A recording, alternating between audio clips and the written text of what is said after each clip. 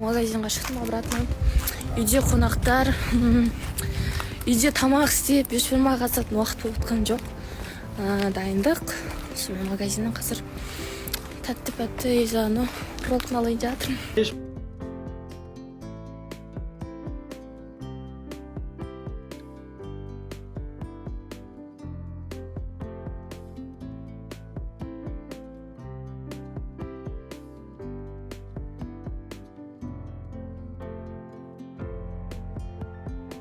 Достар, мен қазір қай жақтан кімнің үйіндемін өзі, кім? Әнім, қарындасым.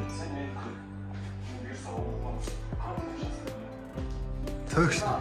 Енді мына жақ мән бермеңіздер, шашылып жатыр. Үлгермедік жайғасып әлі. Бұйырса әрекет жасап жатырмыз. Ертең қыздарыңызды ұзатып алып кетеміз ғой енді.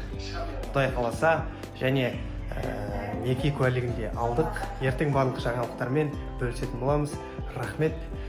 Соңғы уақыттарда ақыл кеңес, жалпы отбасылық мәселе, қаржылай мәселе, жұмыстың тоқтап қалуы, кризис, сондай мәселелерді, ішіңде тұрған нәрселерді бөлісіп, ақтарып, кеңес сұрайтын адамдар, ол бірден бір нумерологтар.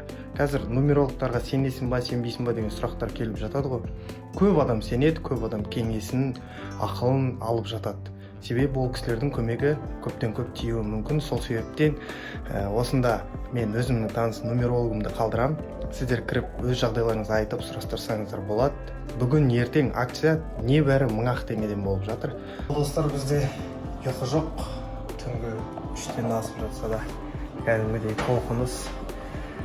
Ертең 14:30-да эфир жіберіп алмаңыздар. Еуразия бірінші арнасын. Жұмыста жүрген, көшеде жүрген жандар YouTube желісінен патологты қояйық. Барлығымыз маңызды күнді бірге атсалысып, бірге көрейік. Сәттілік болсын, Алла жар болсын. Қайырлы түн баршаңызға.